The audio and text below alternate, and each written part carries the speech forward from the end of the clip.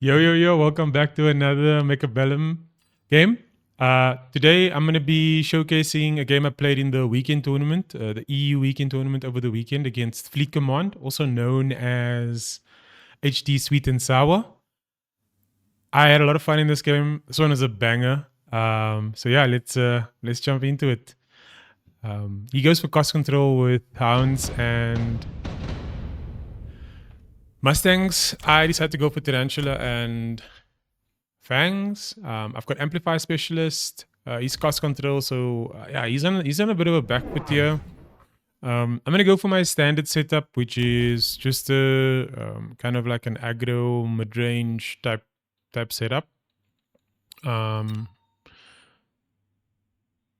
It's more mid-range. I've actually been playing a lot of mid-range recently, so I try and you see it's only like a few squares in front of the. Yeah. Okay. Is it going to be mid-range or is it going to be? Okay, it's sort of aggro. I'm still trying to figure out the positioning because I'm not sure what is the right place for tarantulas. In this case, I thought I could go a little bit more aggressive than I usually do because he's got kind of weak units on the board. But you can see here he's leaving space for some bigger units. So let's see. Should win the first round fairly easily because I'm at a massive advantage here. All I really brought in were crawlers. It's all you need, especially if you've got fangs. So I've got 5 sets of nice little chaff units. Yeah, so the first round will be a breeze for us because our tarantulas are just gonna do so much damage. And also, like I said, he's cost control, so his units are already weak. So he needs to now bring on something strong in order to defend against those guys or protect against those guys. Missile strike looks good here. Advanced shield device looks good. I really like advanced missile device as well. Nobody picks improved fortress anymore because Titans. So he goes for the missile and I go for the advanced shield device. So quick note on this one, you can see my units are kind of clumped over here. So what I decided to do was put the shield over both of them and it kind of protects both of them. That's why I took the shield instead of the missile. I could have taken the missile, probably killed some of the Mustangs over here, but I felt like this was better. And then this is a new thing that I've been doing recently. It's just putting pressure on the other side as soon as I'm especially if I've won on this side and I don't really need to do anything here. I would usually put something here just to put pressure because I know that he has to bring in some big units on this side, which he then did. He brought in the saber-tooths.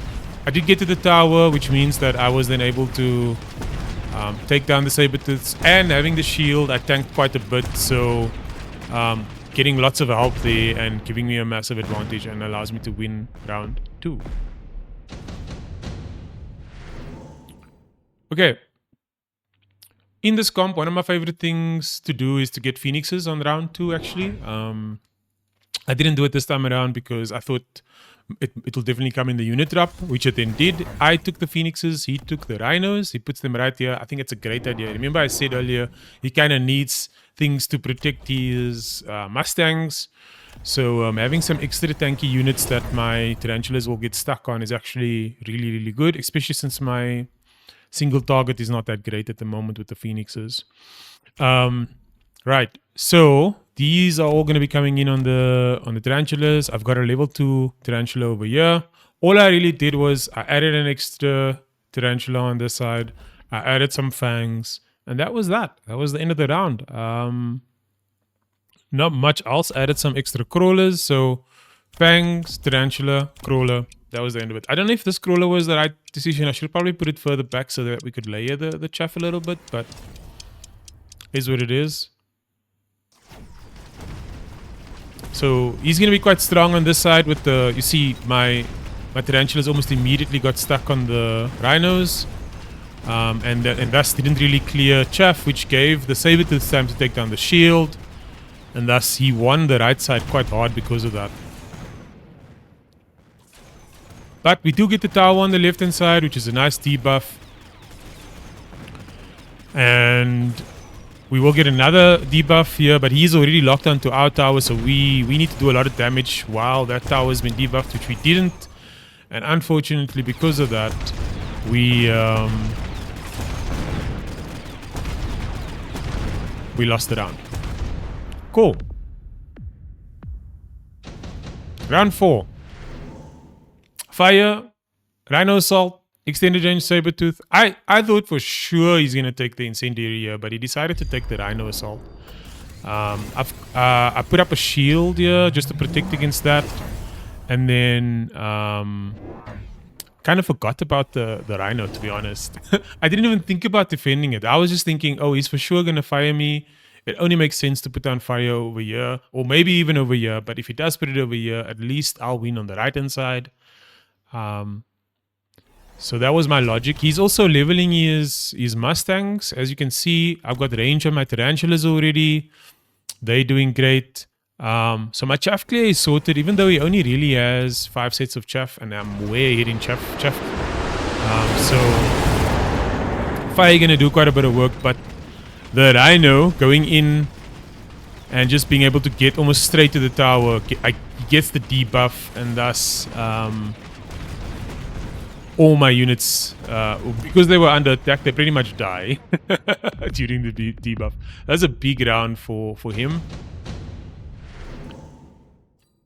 Unit drops, some interesting options here. I didn't want to take the Wasps because he had Mustangs already. There wasn't really much for the Mustangs to shoot because I've got Phoenixes, and then it's either the Scorpion or the Farseers. We both end up taking the Farseers. He's been selling the Rhinos. So he's sold both Rhinos in round 4 and round 5 now. And then he's been investing in his units. Interesting note, he got range on his Mustangs before he actually got range on his Hounds. He's now got a missile here.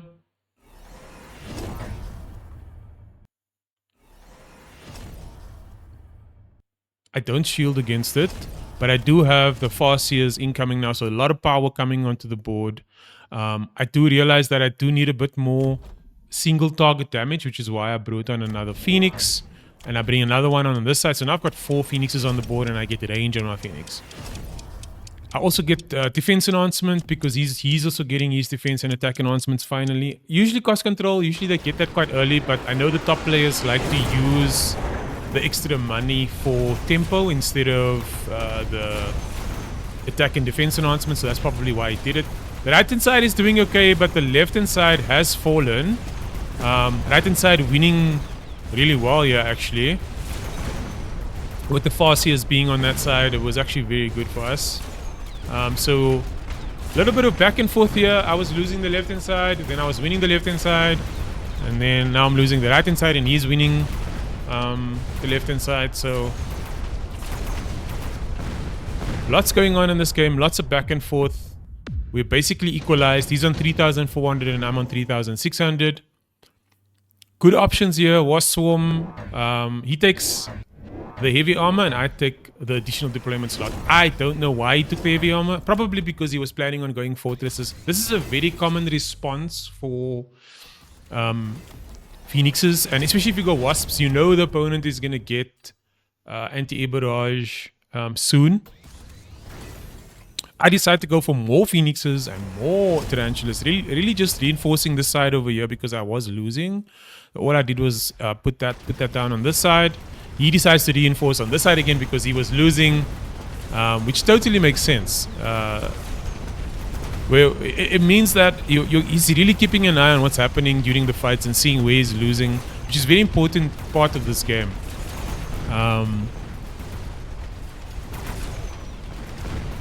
Okay, looks like the left side won really hard. So that takes him down to 1,400 HP. Just so you know, last round I did get high explosive ammo on my Tarantulas because I thought for sure he's going to bring in more chaff because he was behind on chaff. Both of us take the orbital bombardment. That high explosive ammo actually won me that round. That was one of the main reasons why I won. So I was very happy with that choice. Bringing in more chaff. I know that crawlers are really good against hounds, so I will just keep bringing in the crawlers. My chaff clear is much better than him. So all I really need to do is make sure that I take care of his big targets. And so because of that, I then decide to get Quantum Reassembly, because these are my damage dealers, the Phoenixes, and I was going to get it anyway, but then he brought down the Bombardment, and it's really good against the Bombardment because even though these Phoenixes will die, they will reincarnate and reassemble, I guess. I put one at the back here just to just so that if all of my Phoenixes die, then at least this one will survive. You know, and then they can all reassemble in the corner back there.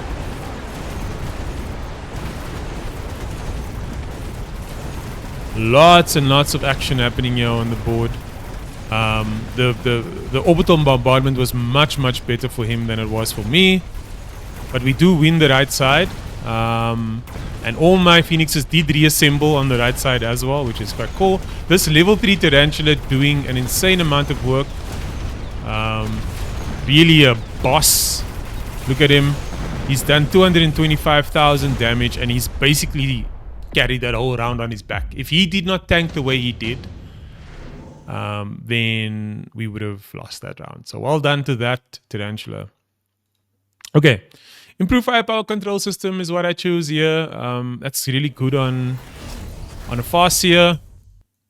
He goes for the nano repair. The nano repair on the Fortress here was actually it was brilliant, to be honest. And here is where I made my first really big mistake of the game. He's got a missile on the left here, which I forgot about, but you can't defend against it anyway. I put down the fire. This is an amazing play, killing my units with his Rhino Assault. I don't know if you know this, but if you drop a Rhino on top of a unit, it can kill it depending on the HP of the unit. If it's got the same HP as the Rhino, it means that the unit will probably die. And it will so the Rhino's HP will do the amount of damage to that unit. So if the unit's lower HP, it will die. So I put down distraction crawlers over here so that I could get to the tower very fast. Do note that anti-air barrage actually does a lot of damage to abysses. And I forgot about that. That was my mistake. That was a big mistake. And because of that, I lost the round. And this really caught me off guard because I was using the Abyss as a finisher. I mean, I had fire, I had the Abyss. I thought for sure the game is over here. He's only got 300 HP. There's no way I lose. 2 red spells. It had to be one of the 2 red spells here. There is no choice in taking anything else because I want to finish. He goes for the electromagnetic blast because it can hit all my aerial units. I realized that and I thought, okay, maybe I should do something else here. And I really thought to myself, like, what is the best way to win this game? I didn't know. I was actually kind of stumped here. I did not know what to do. I decided to take the nuke, but he does shield. And he's got his main unit protected over here. He's got range on his Farseers, which is really good against almost everything here. He's now got leveled Mustangs. He's got leveled Fortresses. So his board is really strong. I thought he might nuke me over here. So I tried to move my Tarantula out of the way because it's the only thing I could really move. I could potentially have moved this like around over here maybe. But yeah, I didn't do that. I do decide to put the Abyss on the right hand side this time to try and bamboozle him. But now he's got level 2 Fortress, level 3 Fortress with nano repair, level 2 Fortress, and another level 2 Fortress. The shield does go down, the nuke does hit, but it does not kill the Fortress because the Fortress has 470,000 damage. And the way he actually decided to counter my Abyss was by getting field maintenance on his Sabertooths, which was actually a brilliant call because field maintenance is actually the counter to Abyss. You can get field maintenance on your Sabertooths, you can get field maintenance on your Sledgehammers. It'll do really well into the Abyss. Right. Now I need to decide what am I going to do here. Bear-like says, here's your answer, buddy. I can choose between Stormcallers, I can choose between Scorpions or Melters. I decided to go Melters. Obviously the Abyss is not working here, so I decided scrap that idea. Let's go full Melter. because that's the traditional counter for fortresses. I take range, I take a electromagnetic barrage, and I just brought in 3 more. He does decide to go for oil with fire stormcallers, which is, it's going to be so good. I'm deciding, what am I going to do with this last 600? I am in desperation mode right now, guys. I felt like I had lost this game at this point. So I'm trying my best to see what I can do. I oil him on the left here. He oils me on the right-hand side. We both want to finish the game. We know that everything is on the line here. It was a banger. I did sell this fast here. I didn't even notice that I sold it, but I did sell it. So let's see how this works out. Remember, I've got loose formation as well. I even forgot to mention that I got loose formation. He's got so much power on the board. But all the chaff is now gone, which means that my melters can lock on. And the fire can do a crazy amount of work. This melter locks on immediately onto that guy. This guy's locked on over there. This level 3 melter is in a perfect spot. All he really needs to do is survive. He does not survive. And dies to the fortresses. But I do have another melting point on the left hand side. And I've got some phoenixes reassembling over here. I really only need to do 293 damage. So I just need to make sure that I kill the stormcallers and then get to the fortress. And I will then win the game. What a match. What a match. I had so much fun playing this. Realizing when to pivot and just get out of the thing that you're trying is really important. You need to be agile in this game. Knowing that, okay, I tried this thing, it didn't work. Don't commit if it didn't work. Especially because your opponent is thinking, he's probably going to commit to this thing, so I need to commit some more as well, which means that he's probably going to put more resources into the thing that counters what you were doing, which means you're probably just going to lose anyway. So it's better to just pivot, get out of it, go for a new thing. That's exactly what I did here. I know that melters are also really great with tarantulas. It's the thing I should have gone earlier. I did do a test after this game to see whether or not if I put a mountain over here and walked it into the tower, if I would win, and I did. So if I had not taken the abyss and I'd used the mountain as the finisher, I would have finished the game 3 rounds ago already.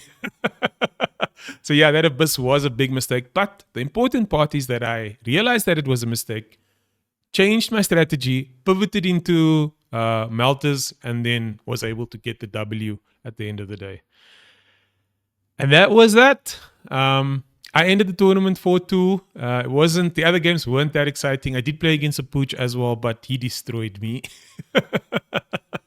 And yeah, I had a lot of fun. And I'm hopefully going to be playing the mini tournament tomorrow, and I'll record that and upload those games. So if you enjoyed this video, please do leave a like and subscribe if you haven't done so yet. I will check you in the next one. Thank you for watching. Peace.